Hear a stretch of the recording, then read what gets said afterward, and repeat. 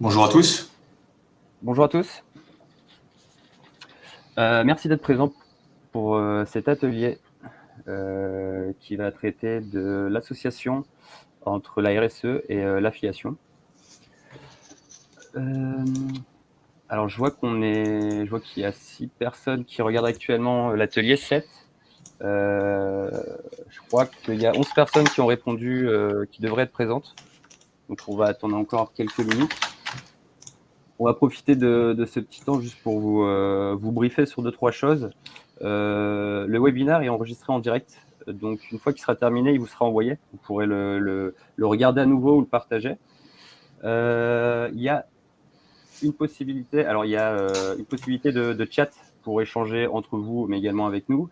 Et pour tout ce qui est questions, il faudra utiliser du coup l'onglet questions qui est à votre disposition et on répondra à l'ensemble de vos questions.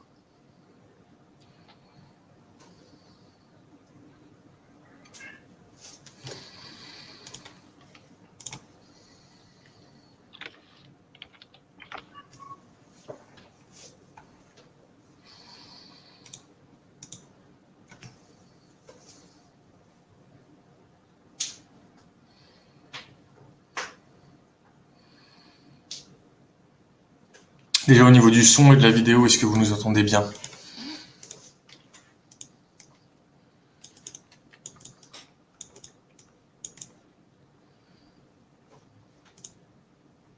Merci Anita. Ok, top.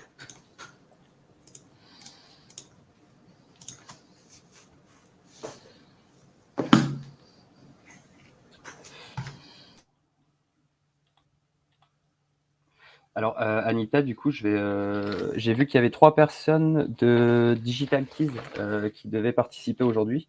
Est-ce que ce sera toujours le cas?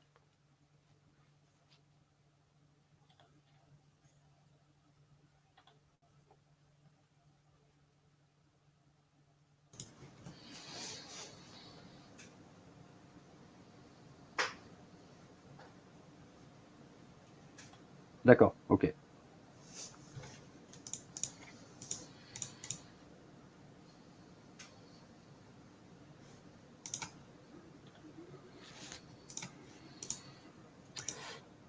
Ça devrait durer une vingtaine de minutes.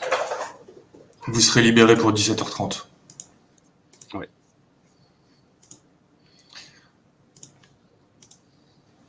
On va peut-être lancer Hugo? Ouais, je pense qu'on va commencer.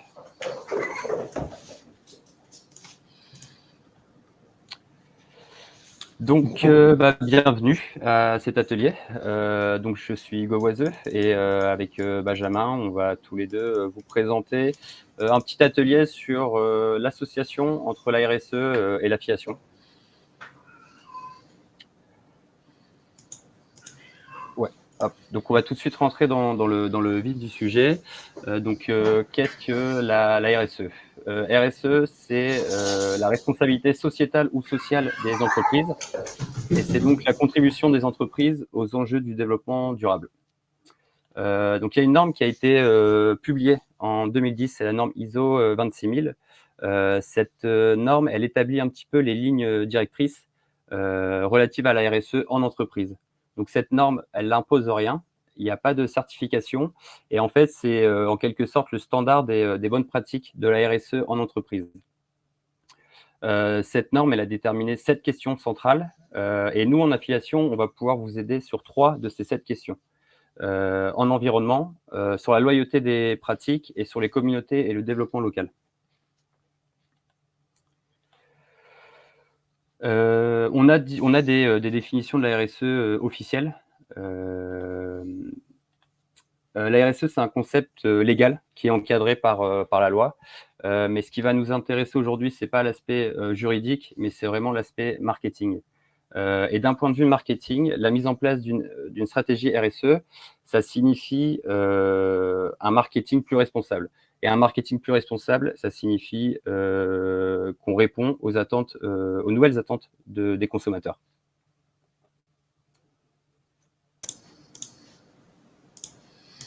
Ok, donc c'est un cadre légal.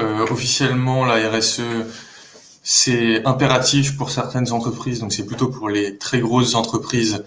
Donc, vous avez le détail qui est sur la slide. Pour ces entreprises, d'un point de vue obligatoire et donc réglementaire, ils doivent fournir des reporting.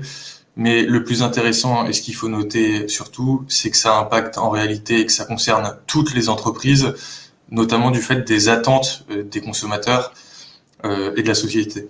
Donc on a 82% des Français qui peuvent avoir une mauvaise image d'une entreprise si les consommateurs apprennent que cette entreprise mène une mauvaise politique RSE. Et on a un Français sur trois qui serait prêt à changer de marque s'il apprend qu'un concurrent de votre marque soutient une grande cause. Donc il y a vraiment des caractères, un caractère moral qui impacte toutes les entreprises, même si vous êtes une petite société. Quand on parle de RSE, il faut faire attention au greenwashing. Donc le greenwashing, c'est le fait pour l'entreprise de communiquer sur un engagement écologique de manière trompeuse pour tenter d'améliorer son image. Sauf qu'aujourd'hui, on sait que le consommateur, il est de plus en plus informé et il est de moins en moins dupe sur certaines pratiques. Donc attention à ne pas tomber dans le piège du greenwashing qui peut avoir des conséquences assez graves en termes d'image. En fait, il suffit juste d'être sincère dans vos démarches, dans vos actions et surtout dans vos communications. Donc, ce qu'il faut retenir, c'est proposer des choses concrètes et qui ont du sens.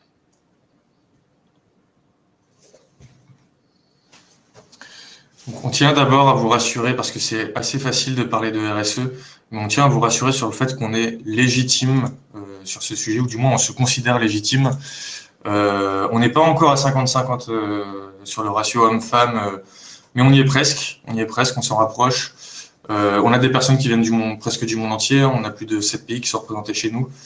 Donc ça veut dire aussi des gens qui ne sont pas natifs français, qui parlent différentes langues, qui apprennent aussi le français.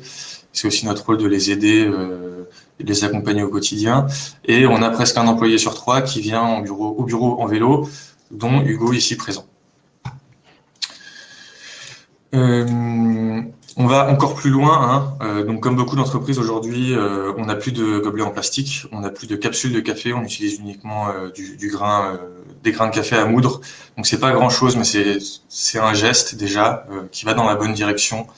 On est aussi partenaire, acteur d'associations, d'événements, où on collabore avec certaines entreprises. Donc on a Rêve de Gosse qui met en place des projets pédagogiques, donc ça c'est un projet qu'on soutient. On travaille aussi avec les joyeux recycleurs pour s'assurer que tous nos déchets soient correctement triés.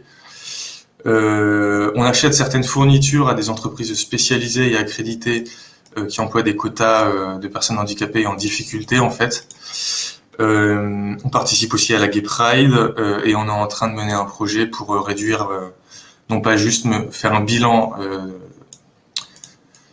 mais réduire l'impact carbone que notre entreprise a. Donc ça, c'est une partie des actions qu'a mis en place Efinity et qu'on continue de mettre en place pour aller un minimum dans la bonne direction. Alors, chez Filiation, quand une campagne est arrêtée, on demande aux éditeurs de retirer les liens de tracking. Sauf que c'est pas toujours fait de la part des éditeurs. Lorsqu'une campagne est coupée, la redirection elle se fait sur une page d'erreur. Donc nous, depuis juillet 2020, on a décidé de mettre en place une page tampon sur ces redirections, ce qui permet de ne plus renvoyer vers une page d'erreur, mais vers une page, le site d'une association. Et donc, depuis juillet 2020, on a mis ça en place, ce qui nous a permis d'envoyer en moyenne chaque mois 60 000 visiteurs sur des sites d'associations. Donc, c'est une action concrète qu'on a décidé de mettre en place et qui s'avère efficace. C'est aussi une pratique que vous pourriez copier chez vous, par exemple, sur d'anciennes campagnes publicitaires qui redirigent probablement vers des pages qui n'existent plus sur vos sites. Ça pourrait tout à fait être une pratique à copier. Donc ça, c'est un exemple de page tampon très simple pour un consommateur lambda. Ouais. Et ça sert à toutes les parties de la chaîne, à la fois l'annonceur, l'éditeur Et nous, c'est un geste qu'on tenait à mettre en place.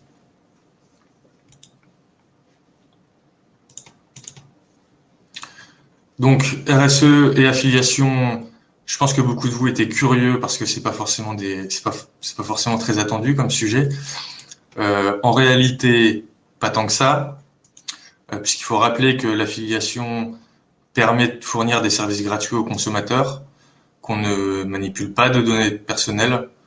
Et bien évidemment, il y a un réel apport aux consommateurs, que ce soit en termes de conseils sur le net. Donc, au niveau de la loyauté des pratiques, l'affiliation s'inscrit tout à fait dans le périmètre de la RSE. Ensuite, pour rentrer un peu plus dans le dur du sujet, quand on va parler d'affiliation et de RSE, il faut voir la chose un peu comme une matrice. Donc, on va avoir 4 actions différentes qui peuvent être mises en place, 3 directement liées à l'affiliation, une un peu moins. Donc, la principale action à mettre en place, ça va être de permettre ce qu'on appelle du shopping solidaire. Donc, on a une vingtaine d'éditeurs qui sont différents et qui ont été identifiés. Une deuxième mécanique qui peut être mise en place, c'est reverser une partie de ces investissements publicitaires à des associations. Et enfin, un troisième type de visibilité que vous pourriez bénéficier via l'affiliation, c'est tout simplement de la visibilité et des intégrations sur des blogs ou des portails spécialisés. Donc, quel que soit l'axe, que ce soit sur un axe solidaire associatif, que ce soit sur un axe éco-responsable, donc réduction des émissions carbone, acheter local, ou que ce soit sur un axe plus bio, donc ça c'est plus axé alimentaire, voire fashion. Et une dernière action qui peut être mise en place, qui s'éloigne un peu du périmètre de l'affiliation, mais pas tant que ça va être de mettre en place un bilan de vos émissions carbone et surtout d'optimiser ces émissions pour les réduire. On vous en reparlera un peu à la fin. Donc les acteurs de shopping solidaire, c'est un principe qui s'apparente au cashback, sauf que l'argent n'est pas reversé aux internautes et aux utilisateurs cashback. L'argent, elle est envoyée à des associations. Elle est reversée à des associations qui sont choisies par les utilisateurs. Donc en fait, ça permet aux internautes de financer des associations en réalisant des achats et sans coût supplémentaire pour eux. Donc on a distingué 2 types de shopping solidaire, le reward associatif et le compte épargne familial. C'est des éditeurs avec qui vous pouvez travailler au CPA et sur lesquels vous pouvez également faire de l'animation contre hausse de REM et ou frais fixes. Et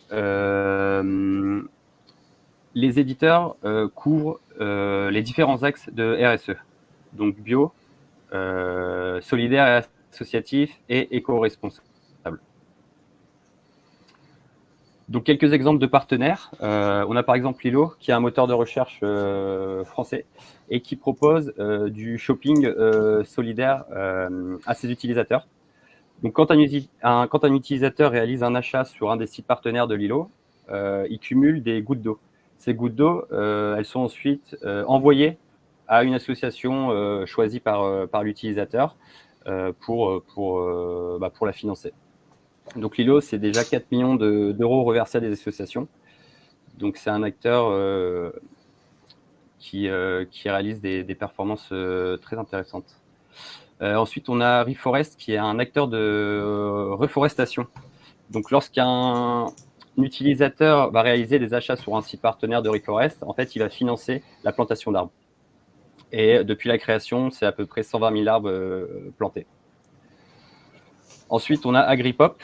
Donc Agripop, c'est un concept qui est assez nouveau, où là, l'argent va être reversé à des agriculteurs bio français. Donc Agripop travaille aujourd'hui avec 10 fermes bio françaises. Et enfin, Helpfreely, où là, l'argent va être reversé à l'une des 5000 associations qui est disponible sur le site de l'éditeur. Donc on a différents modèles dans différents univers. Pour étayer un peu plus sur un autre modèle qui existe, on a identifié des acteurs qui reversent une partie de leurs revenus publicitaires. Donc ça répond à un besoin très simple.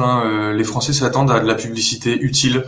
C'est bête, mais c'est important d'avoir de la publicité qui est utile et pas juste être dans des logiques de matraquage publicitaire. Donc Pour vous donner des exemples concrets, on a YouCare qui est un moteur de recherche alternatif. YouCare communique auprès de ses utilisateurs. À partir du moment où il y a des résultats avec, ils sont marqués, ils sont identifiés très clairement, ces résultats, c'est indiqué aux utilisateurs de YouCare que ces résultats vont générer des revenus publicitaires.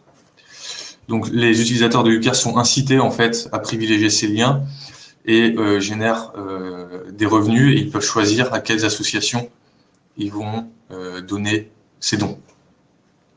Donc tout simplement, c'est assez passif entre guillemets, mais c'est assez intéressant comme mode de fonctionnement. Et dans la même logique, on a Gooddeed qui s'est associé à Sublime Skin. Vous avez peut-être vu passer des campagnes TV récemment. Donc c'est un peu un habillage de publicité entre guillemets. Donc on associe sa publicité et on le dit très clairement. Le fait que vous visionnez cette publicité vous en tant que consommateur, je vais effectuer un don à une association moi en tant qu'entreprise.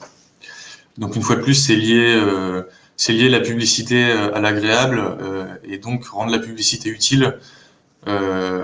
Et ça permet à des consommateurs d'avoir un comportement passif, mais d'avoir une action positive entre guillemets, et vous aussi en tant qu'annonceur. Donc YouCare, ça va plutôt être au CPA aujourd'hui, et Sublime Gooddeed, on est plutôt sur des formats au CPM, sur tout ce qui est habillage. Pour tout ce qui est télé, j'ai pas les tarifs, mais c'est très intéressant comme modèle.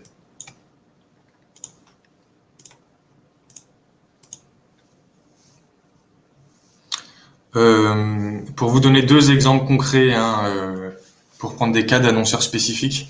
Donc YouCare, il reverse 50% de ses revenus à des associations, c'est assez simple. Donc sur 200 € de commission, soit 100 € de dons à des associations, il va être capable d'offrir 400 repas à des animaux de refuge, de planter 200 arbres et de mettre en place d'autres actions positives. Donc c'est une traduction concrète de vos investissements en affiliation en actions positives. Alors c'est une répartition moyenne selon la répartition actuelle cette année de ce qui se passe chez YouCare. Il est tout à fait possible que l'année prochaine les dons changent totalement et se dirigent plus vers la recherche contre le cancer ou pour une autre cause. C'est in fine les utilisateurs de YouCare qui choisissent les associations qui bénéficient de dons. Un autre exemple, c'est Reforest. Reforest, il reverse 80% de ses bénéfices. Donc on a fait un peu le jeu pour un client l'année dernière, c'est 400 € de commission.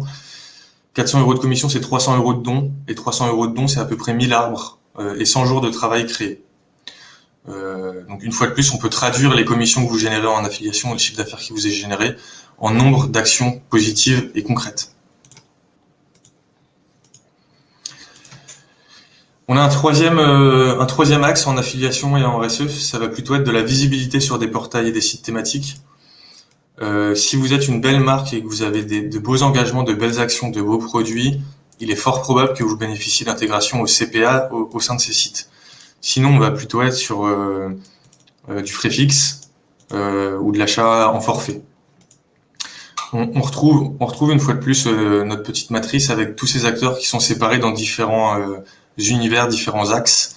Donc on a à la fois le bio, qui est vraiment consommé bien, consommé mieux. On a le circuit court qui est consommé local, avec le site du Made in France. On a le reconditionnement qui est aussi dans l'axe réduction des émissions, consommer mieux, mais ça reste un axe à part. Il faut pas les mélanger. Et on a un dernier axe qui est l'empreinte carbone. Voilà, donc on a identifié un peu moins de 150 acteurs français qui ont différents blogs dans différentes thématiques. Ce qui va être important ici, c'est de leur donner les bonnes informations pour qu'ils vous connaissent et pour qu'ils puissent parler de vous. Hugo vous en dira un peu plus dans un second temps. Alors, au niveau des bonnes pratiques RSE en affiliation, le premier point, c'est l'ajout de nouvelles informations dans le flux produit. Donc, c'est les infos de type pays de fabrication, matière utilisée, label énergétique. En ajoutant ces infos dans le flux, vous allez pouvoir être relayé par de nouveaux éditeurs, de nouveaux acteurs qui sont vraiment engagés. Cette demande, elle nous vient des éditeurs et elle va être de plus en plus récurrente. Donc, vaut mieux anticiper et ajouter les infos dès maintenant si vous les avez. Le deuxième point, c'est proposer une meilleure rémunération aux acteurs de reward qu'aux acteurs de cashback pour encourager les éditeurs, les internautes, à pratiquer le shopping solidaire et donc augmenter les dons aux associations. Il faut bien différencier le cashback du reward. Le cashback, l'argent revient directement aux internautes. Le reward, l'argent est reversé à des associations. Donc, en proposant une rémunération plus importante au reward qu'au cashback, on a des chances d'encourager les internautes à passer par des sites de reward plutôt que des sites de cashback. Et le troisième point, c'est la mise en place de partenariats premium sur vos sites pour deux choses, favoriser la conversion et communiquer sur une action RSE. Donc, comment ça se concrétise? Vous déterminez une période ou alors vous faites en fil rouge. Et l'idée, c'est de communiquer sur le fait que pour chaque commande qui va être réalisée, vous allez vous engager à verser 1, 2 ou 3 euros à une association. Et de cette manière, vous vous engagez à réaliser une action RSE concrète. Et pour l'internaute, c'est une bonne action sans coût supplémentaire. C'est important de ne pas imputer une bonne action à un client. Ça doit vraiment venir de vous, cette action. C'est facile d'avoir des engagements, mettre en place des actions, c'est autre chose et c'est beaucoup plus concret. Donc, on trouve ça très important que ce coût soit pas reflété sur le consommateur et qu'il ait à payer plus cher, entre guillemets. Ensuite, on a les bonnes pratiques RSE plus globales, donc qui ne sont pas directement liées à l'affiliation. Donc, le premier point, c'est une fonctionnalité de micro-don par arrondi. Donc là, l'idée, c'est d'encourager l'internaute à réaliser des dons de quelques centimes. On vous a listé quelques acteurs. Nous, on n'a aucun partenariat avec ces acteurs-là. On en a juste listé quelques-uns, mais c'est vraiment pas notre spécialité. Et le deuxième point, c'est la mise en place d'une page dédiée qui va reprendre l'ensemble de vos actions et l'ensemble de vos engagements RSE. Donc, c'est quelque chose qui est assez connu, mais tout le monde ne le fait pas. Et c'est vraiment important de pouvoir communiquer justement sur les actions que vous mettez en place. Je suis persuadé de l'intérêt positif que ça a sur votre taux de transformation. C'est des choses très bêtes qui peuvent sembler invisibles pour vous, mais pour des consommateurs, c'est vraiment ce qui va faire la différence.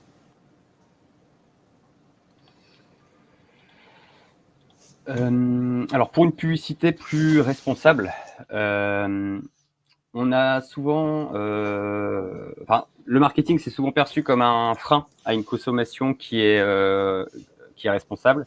Mais en fait, ça peut s'avérer très utile et efficace quand c'est allié au développement durable. Nous, aujourd'hui, on travaille sur un outil qui va nous l'empreinte carbone de vos campagnes publicitaires. Et derrière, l'idée, c'est de compenser et de réduire ce bilan carbone. J'ai sauté une slide.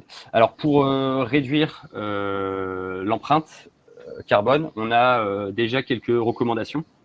Donc, la première, c'est le poids du support. Donc, plus un support est lourd, plus il va consommer en CO2. Donc, il faut vraiment optimiser le poids des supports pour alléger au maximum et donc consommer un peu moins. Le deuxième point, c'est le format des supports. Donc, il y a des formats de supports qui peuvent être plus ou moins énergivores. Donc, il faut privilégier ceux qui consomment un petit peu moins. On a par exemple le format GIF qui va consommer largement moins que le HTML5. Ensuite, un meilleur ciblage. Donc, ça veut dire plutôt opter pour une logique quali que quanti. Mais c'est également réduire le capping de diffusion pour limiter la répétition. Ensuite, privilégier le partage des fichiers et des supports via le Drive plutôt que les emails. Parce qu'un email va être stocké chez vous, chez nous et chez l'éditeur. Alors que lorsqu'il est sur un Drive, il a uniquement un endroit de stockage. Ensuite, il faut sélectionner des partenaires de diffusion qui sont plus responsables et qui se sont engagés sur des pratiques plus vertueuses pour l'environnement. Il faut, si possible, travailler avec des serveurs de diffusion plus verts. Et le dernier point, c'est choisir attentivement ces mesureurs pour vraiment obtenir un bilan carbone le plus précis possible.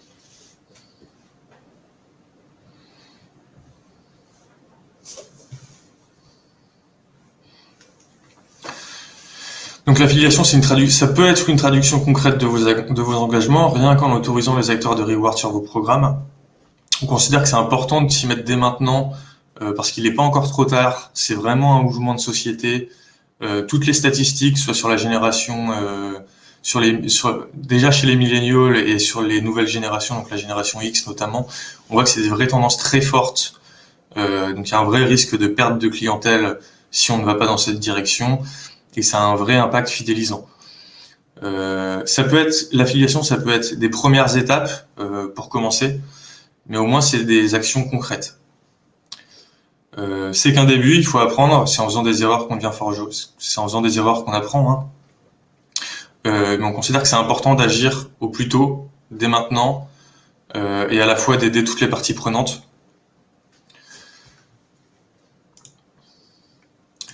Donc, la conclusion de cette présentation, c'est que l'affiliation et la RSE, c'est finalement pas si inattendu que ça. Au contraire, c'est des partenariats long terme et pas juste de simples opportunités business courtes. Donc on vous encourage vraiment d'aller dans cette direction.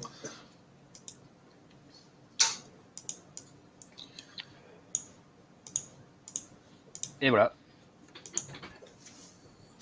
Merci pour votre attention. Est-ce que vous avez peut-être des questions? Est-ce qu'il y a des points que vous voulez qu'on détaille un peu plus?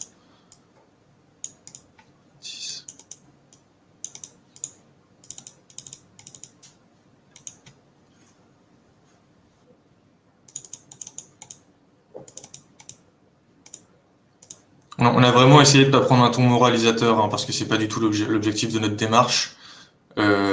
C'est pas toujours facile de parler d'engagement RSE, sociétal, vert. C'est très facile ça peut vite backfire, comme on dit en anglais. Donc on espère vous avoir donné des idées, des actions concrètes à mettre en place.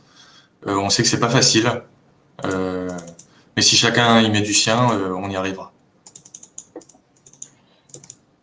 Comme je le disais en intro, donc la présentation va être enregistrée, elle va vous être envoyée. Si vous avez des questions en la re-regardant, n'hésitez pas à revenir vers nous par email ou en nous appelant directement.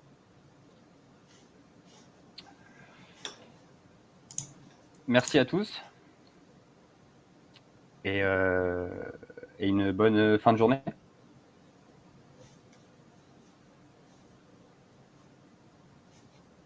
Bonne soirée. Merci.